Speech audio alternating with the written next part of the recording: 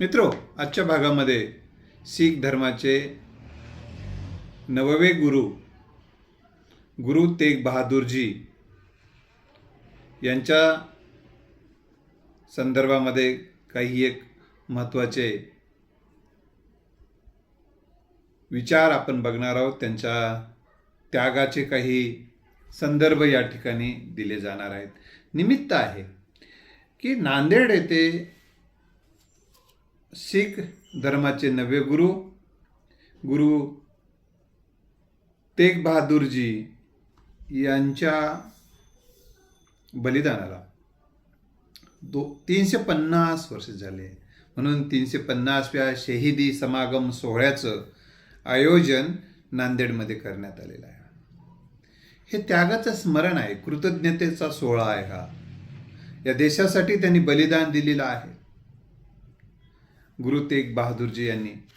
त्यामुळे त्यांना या देशाचे संरक्षण केल्याबद्दल शील्ड ऑफ इंडिया असं देखील म्हणतात. भारत की रक्षा करने वाले महनीय व्यक्तिमत्व म्हणून त्यांचा उल्लेख केला जातो. हिंद दी चादर म्हणूनही त्यांचा गौरवाने उल्लेख केला जातो. त्यांच्या जीवनाबद्दलच्या काही घटनाही आपण बघणार आहोत, काही संदर्भ सांगणार आहे. शीख धर्माचे 9वे गुरु तेग बहादूरजी यांचा जन्म गुरु हरिगोविंद व माता नानकी देवी यांच्या पोटी झालेला आहे, अमृतसर या ठिकाणी. आणि मग तेग बहादूरजी यांच्या शिक्षणाची आणि प्रशिक्षणाची सोय गुरु हरिगोविंद यांनी केली. माता नानकीने तेग बहादूरजी यांच्यावर विधायक संस्कार केले आणि भक्ती आणि शक्तीचा वारसा बालपणापासून गुरु तेग बहादूरजी यांना मिळाला.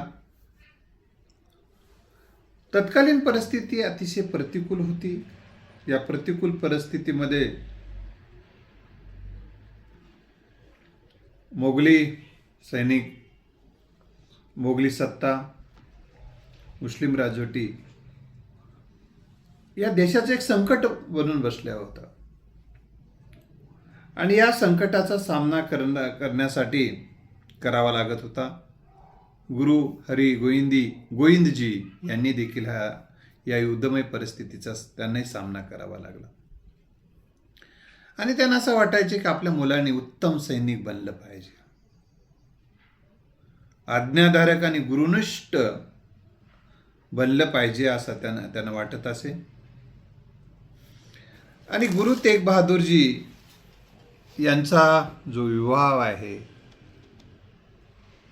ती लालचंद्र खत्री यांची कन्या गुजरी देवीजी यांच्याबरोबर झाला. स्वतः गुरु तेग बहादूरजी यांनी स्वतः उत्तम सैनिक बनण्यासाठी प्रशिक्षण घेतलेले आहे. कारण उत्तम सैनिक उत्तम सेनापती असतो असं म्हणतात. तर त्यांनी ते कुशल योद्धे होते, कुशल सेनापती होते, कुशल सैनिक होते. त्यांनी प्रत्यक्ष युद्धामध्ये त्यांना काम करावं लागलं. तेग बहादूरजी यांनी जे शौर्य दाखवलेलं आहे आणि त्यामुळे त्यांचे नाव तेग बहादूर असे ठेवण्यात आले. त्यांचे मूळ नाव आहे त्यागमल. गुरु गोविंदांना 5 अपत्य होते. गुरुदित्ता, सूरजमल, अनिराय आणि अटल हे पुत्र आणि विरो ही पुत्री. मित्र हो, गुरु तेग बहादूरजी यांना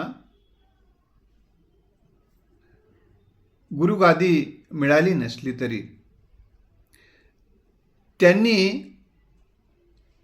कधी अखंड तांडव केले नाही आणि अतिशय संयमी परिस्थितीमध्ये संयमानं ते जगले, वावरले.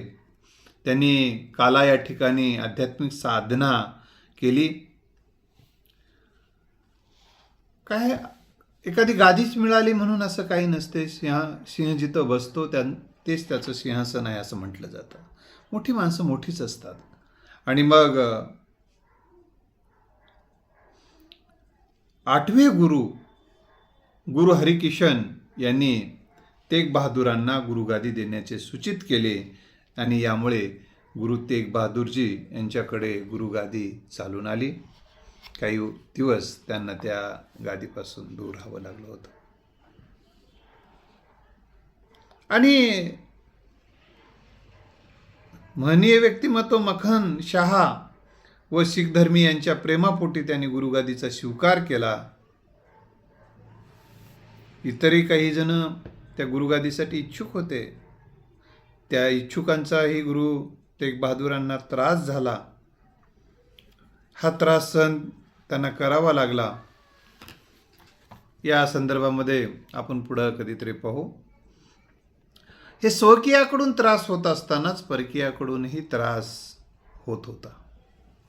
हे अनेक मोठ्या महापुरुषांच्या जीवनामध्ये घडलेलं आहे. त्यांचेही गुरु तेग बहादूरजी देखील याला अपवाद राहिले नाहीत. आणि गुरु तेग बहादूरजी यांचा छेड होत असतानाही त्यांनी आपलं विधायक कार्य मात्र थांबवलं नाही. आनंदपूरची त्यांनी उभारणी केली. आज शीख धर्मामध्ये आनंदपूरला अतिशय महत्त्वाचं असं स्थान आहे. त्या आनंदपूरची उभारणी तेग बहादूरजी यांनी केली. त्यांचा एक मोठं योगदान आहे. आणि आनंदपूर हे शीखांचे केंद्र बनले. सतलज नदीच्या किनारी एक भव्य मजबूत किल्ला बांधला. आणि ते केवळ सैनिक होते, उत्तम संघटक होते आणि भव्य दिव्य अशा बाबी उभं करणारे महान पुरुष होतेच, परंतु त्यांनी प्रबोधनाच्या माध्यमातूनही सद्विचाराची पेरणी करण्याचंही महत्त्वपूर्ण कार्य केलेलं आहे. समाज मेळावे घेतले, विहिरीची व्यवस्था केली, संरक्षणासाठी फौज ठेवली, म्हणजे युद्ध सज्जताही त्यांनी ठेवलेली आहे. कारण विचारी माणसांना जिथं विचाराचं काम आहे, जिथं लेखणीचं काम आहे, तिथं लेखणी वापरली. पण जिथं लेखणीच काही ठिकाणी उपयोगाची नसते, त्यामुळं तिथं आपल्याला शस्त्राचाही वापर करावा लागते. ही गोष्ट लक्षात घेऊन त्यांनी युद्धसज्जताही केलेली आहे. आणि यांची ही घोडदौड, ही जी वाटचाल, खंबीर अशी वाटचाल, ही औरंगजेबांच्या लक्षात आणून देण्याचं काही कटकारस्थान अनेकांनी केलं. औरंगजेबांनी गुरु तेग बहादूरांना अटकाव करणे आवश्यकच वाटत होतं. याचा परिणाम होऊन गुरु तेग बहादूरांना अटकाव करणे आवश्यक वाटत होतं. आणि यामुळे याचा परिणाम होऊन गुरु तेग बहादूरांना नजर कैद करण्यात आले. औरंगजेबाचा निष्ठावान सरदार राजा जयसिंह यांनी मध्यस्थी करून त्यांना नजर कैदेतून सुटका केली. समाज मनावर मुस्लिम राजवटीकडून अन्याय अत्याचार होत होते. अनेकांचे बळजबरीने धर्मांतर होत होते. अशा वेळी त्यांनी औरंगजेबांना संदेश पाठवून दिला की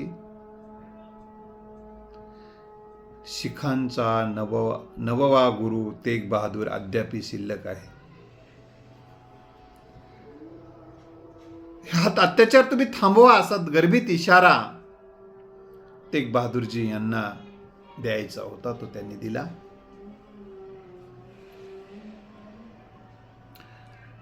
शीख धर्मियाबद्दल तेग बहादूरजींच्या मनामध्ये जशी श्रद्धा होती, तसं इतर धर्मियांच्या मनाबद्दलही होती. विशेषतः हिंदू धर्म, हिंदू विषय ज्या काही श्रद्धा असते त्यांना प्रिय होतं. आणि त्यांचं संरक्षण करणं हाही आपला धर्मच आहे, अशा भूमिकेतून तेग बहादूरजी वावरलेले आहेत. म्हणून शीख धर्माचेच ते होते असा जर कोणाचा गैरसमज असेल, तो गैरसमज काढून टाका. आणि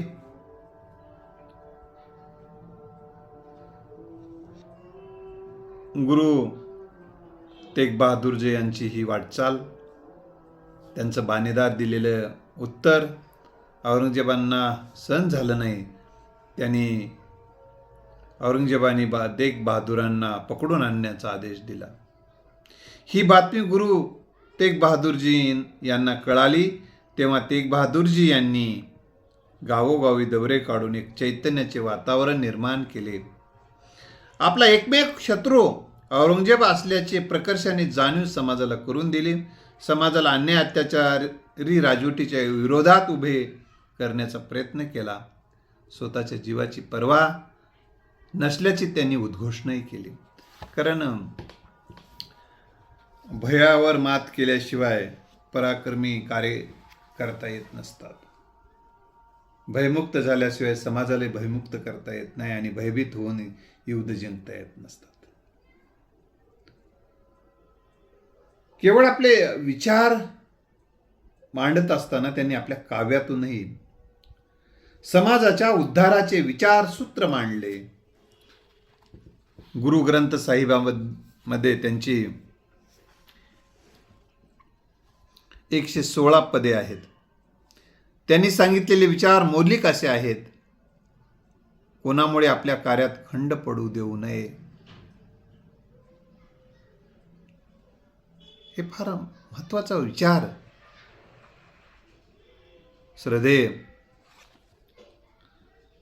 तेग बहादूरजी यांनी दिलेला आहे. आपण बऱ्याचदा थांबतो, कोणामुळे तरी आपलं काम थांबतो, कोणाची तरी वाट पाहून काम थांबवतो, कोणीतरी आडवं आलं म्हणून थांबवतो, कोणी जरी सहकार्य केलं नाही म्हणून थांबवतो, कोणीतरी काय काम करून याचा उपयोग आहे असं वाटते, कुणीच कुणाचं नव्हं असं वाटते. पण कोणामुळेच कशामुळेच आपल्या कार्यात खंड पडू देणे.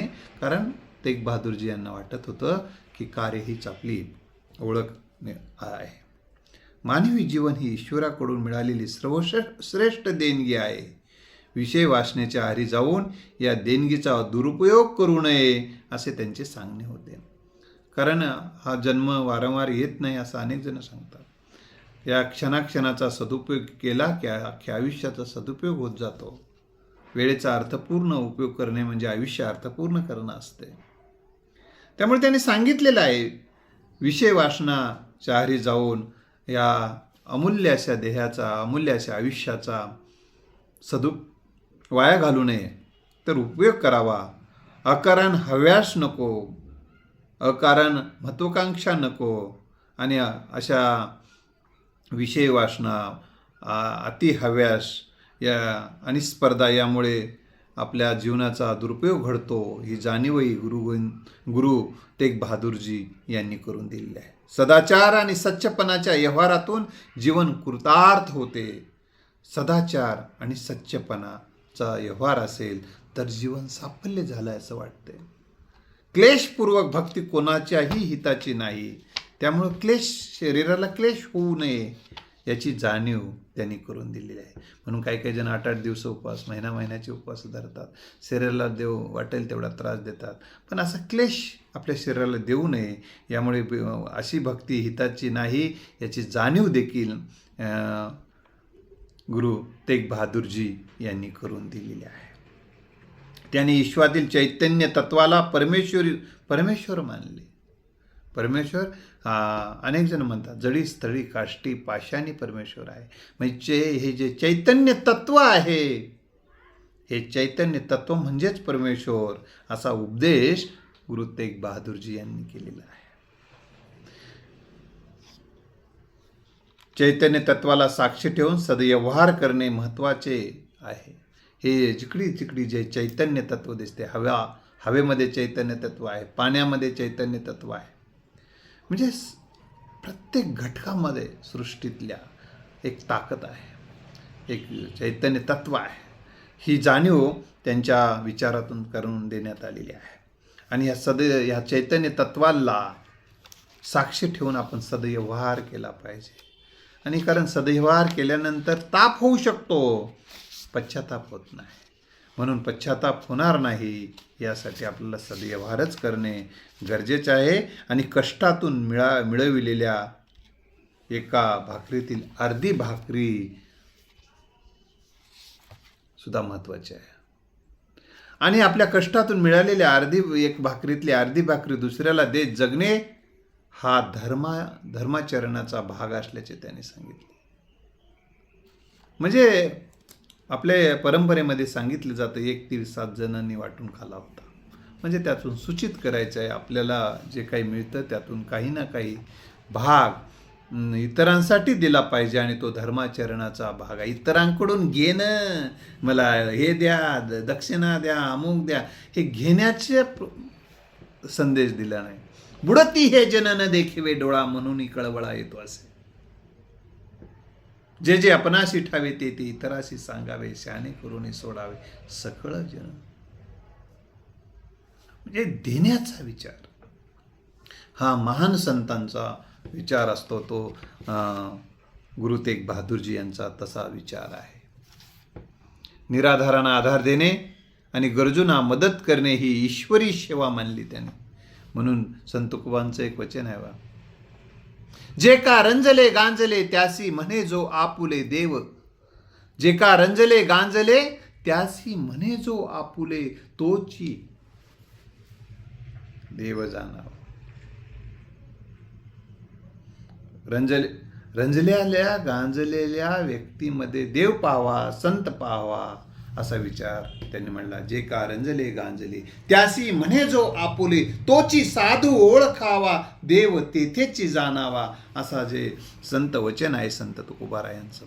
म्हणजे त्यांनी या ठिकाणी गरजूंना मदत करणे आणि निराधारांना आधार देणे ही ईश्वरी सेवा आहे अशी जाणीव गुरु तेग बहादूरजी यांनी करून दिलेली आहे.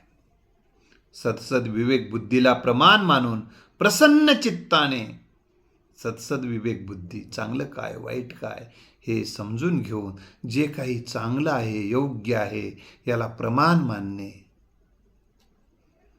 आणि प्रसन्न चित्ताने निर्भयपणे अन्याय अत्याचाराला आव्हान देऊन प्रतिकूलतेला सामोरे जातो तोच ज्ञानी असल्याचे त्यांनी सांगितले. प्रतिकूल परिस्थितीला तून पळ काढणे हा काही प्रतिकूल परिस्थिती आले म्हणून आत्मघात करून घेणे किंवा हातपाय गाळून बसणे हा मार्ग नाही, तर ज्ञानी माणसाचं लक्षण आहे प्रतिकूलतेला अनुकूल करण्यासाठी प्रयत्नरत राहणे, तेही प्रसन्न चित्ताने सत्सद विवेक बुद्धीने हे सगळं केलं पाहिजे अशी. आणि तो ज्ञानी माणसाचं लक्षण आहे की या प्रतिकूलतेला सामोरं जाणे. पाणी दूषित करू नये असंही त्यांनी सांगितलं. आज वेगवेगळे लोक पाणी दूषित करण्याला देव परमेश्वर भक्ती मानतात, धार्मिक धर्माचरणाचा भाग मानतात. म्हणून आपल्या घरातलं देवाला वाहिलेलं आणि किंवा इतर काही ते नदीत नेऊन टाकतात. मला सांगा, नदीत नेऊन टाकल्यानं त्याचं काय होते तुम्ही त्याचं सांगा. म्हणजे कचरा नदीत टाकणं याला कधी धर्माचरणाचा भाग होऊ शकत नाही. म्हणून त्यांनी सांगितलेलं आहे पाणी प्रदूषित करू नका. आणि पुरोहित मंडळींनी लोक उद्धाराचे काम करावे असं सांगितलेले. लोकोद्धाराचा आचार आणि विचार करण्याचा सल्ला देऊन त्यांना स्वार्थी जीवनाची त्यांच्या जाणीव करून दिलेली आहे. जे की पुरोहित वर्ग जी स्वार्थी स्वाहा मलाच द्यावा ही जी मनोवृत्ती होती त्या मनोवृत्तीची जाणीव त्यांना करून दिलेली आहे. तीर्थाच्या ठिकाणी जाऊन स्नान केल्याने पुण्यप्राप्ती होते ही रूढ समजून बरोबर नसल्याची जाणीव करून दिलेली आहे. जिथे निर्मळ मन तिथे गंगा असल्याची त्यांनी जाणीव करून दिलेली आहे. तीर्थी धोंडा पाणी देव रोकडा सज्जनी तुकोबांनी सांगून ठेवलेला आहे. तीर्थान आणि धोंड्यामध्ये देव नाही तर सज्जनाच्या ठिकाणी आहे. आणि इथं गुरु तेग बहादूरजी यांनी सांगितलं जिथे निर्मळ मन आहे, जिथे निर्मळ मन आहे तीच गंगा. मन चंगा तो कटवट में गंगा असं देखील म्हटलं जातं.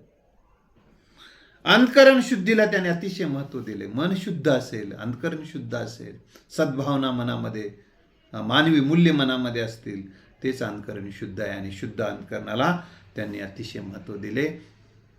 अतिरिक्त संपत्ती समाजासाठी खर्च केली पाहिजे असं त्यांनी जाणीव करून दिली. आणि अशाच या ची पेरणी झाल्यामुळे शीख धर्मीय त्यागाला महत्त्व देतात, दानाला महत्त्व देतात. म्हणून गुरुद्वारे आणि इतर धार्मिक त्यांचे काही उपक्रम असतात, त्यांना मोठ्या प्रमाणामध्ये देणग्या येण्याचं काम या संतांनी पेरून ठेवलेल्या या महान गुरूंनी विचार पेरल्याचं ते फळ आहे. सत्पात्री दान केल्याने धर्माचरण घडते याची जाणीव करून दिली. योग्य ठिकाणी दान दिलं पाहिजे, आनंद मिळतो असे हितकारक विचार मांडले. आणि हे सगळं करून समाजमन घडवण्याचं, एकीकडे समाजामध्ये नीतिमूल्यांचे, मानवी मूल्यांचे विचार घडवताना सैन्य सज्जता, युद्ध सज्जता करताना पाहून ही गोष्ट मात्र दुष्ट अशा क्रूर कर्मा औरंगजेबाला सहन झाली नाही. त्यांनी चांगलं काम दुष्टांना सहन होत नसतं, ही गोष्ट लक्षात ठेवा. तुम्हाला वाटेल मी तर चांगलेच करायला लागलो, अरे पण दुष्टासाठी ते वंगळा आहे ना. तर औरंगजेबाने तेग बहादूरांना पकडून आणण्याचा आदेश दिला, मुस्लिम होण्याची ताकीदही दिली. पण तेग बहादुरांनी हा आदेश बाणेदार पद्धतीने धुडकावून लावला. तेव्हा त्यांचा शिरछेद करण्याचा हुकूम देण्यात आला. छत्रपती संभाजी राजांना ज्या पद्धतीनं मारण्यात आलं, ठार मारण्यात आलं, त्यांचा छळ जे करण्यात आला, त्यांनाही धर्म स्वीकारण्याचा सांगण्यात आलं, पण त्यांनी तो धर्म स्वीकारलेला नाही. इतर तेग बहादूरजींनी देखील या औरंगजेबाचा आदेश मानला नाही, धर्म स्वीकारला, मुस्लिम धर्म स्वीकारणार नाही असं स्पष्टपणे सांगितलं. आणि मित्र, शेवटी धर्मांतर करणारच नाही असं शेवटपर्यंत सांगत राहिले ते. आणि मग त्यांनी मरणालाच कवटाळण्याचं ठरवलं. दिल्लीच्या चांदणी चौकामध्ये गुरु तेग बहादूरजींचा शिरछेद करण्यात आला. मित्रांनो, आजही दिल्लीचा चांदणी चौक आजही मुस्लिम राजवटीच्या अत्याचाराची, क्रोर्याची आठवण करून देतो आणि गुरु तेग बहादूरजींच्या वीरमरणाची, त्यागाची, शौर्याची, पराक्रमाची, धर्माचरणाची आठवण करून देतो. धर्माचरणाची. आणि या गुरु तेग बहादूरजींनी या देशासाठी जे बलिदान दिलं, अत्याचारी राजवटीच्या विरोधामध्ये जे लढा दिला, त्यातच त्यांना बळी जावं लागलं. या क्षणाची आठवण आजही भारतीय माणूस आणि जगातला कुठलाही शीख माणूस विसरलेला नाही. नांदेडला हाच या क्षणाची आठवण होते आहे. गुरु तेग बहादूरजी यांचा जेव्हा शिरछेद करण्यात आला, मित्रांनो, त्यांचं शिर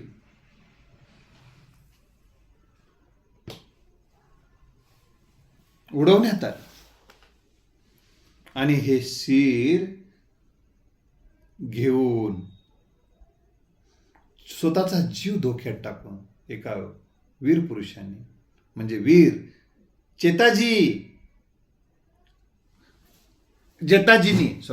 जेताजी यांनी हे शिर घेऊन गुरु गोविंद सिंगजी यांच्याकडे गेले, त्यांना सुपूर्द केले. म्हणजे अतिशय प्रतिकूल परिस्थिती असताना स्वतःचा जीव धोक्यात घालून आपल्या गुरूंचं, आपल्या त्यागी महान व्यक्तिमत्वाचं शिर या मुस्लिमच्या क्रूरांच्या हाती लागू नये म्हणून ते घेऊन जेव्हा गुरु गोविंद सिंगांकडे गेले, तेव्हा गुरु गोविंद सिंगांनी गौरवाचे उद्गार काढले. मित्रांनो, रंगरेटा गुरु का बेटा हे वचन आहे. तर खरा गुरुचा बेटा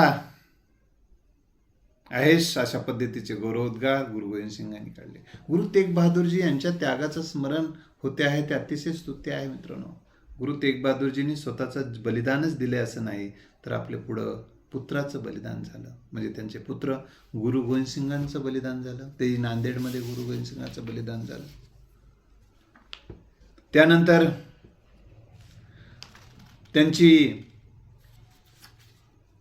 गुरु गोविंदसिंगाची जे 4 पुत्र या देशासाठी बलिदान दिले. आपल्या नातवांचं बलिदान सहन न झाल्यामुळे माता गुजरी देवीजी म्हणजेच तेग बहादूरजी यांच्या धर्मपत्नींनी देखील हे बलिदान दिलं. आणि गुरु गोविंदसिंगजींना घातपात करून मारण्यात आलं. तसं युद्धामध्ये गुरु गोविंदसिंगजी यांचे 2 पुत्र यांना वीरमरण आलं. त्यानंतर 2 पुत्रांना तर या क्रूर कर्मा राजवटीने भिंतीमध्ये जिवंत गाडून मारून टाकण्यात आलं त्यांना. मित्र, असा हा त्यागाचा इतिहास ज्यांचा आहे त्यांचं स्मरण होते आहे. गुरु तेग बहादूरजी यांचं या निमित्तानं स्मरण होत आहे. ते स्मरण झालं पाहिजे. तेग बहादूरजी यांच्या संदर्भातल्या आणखीन काही आठवणी आणि अन्य गुरूंच्या काही आठवणी आपण पुढच्या भागात पाहणार आहोत.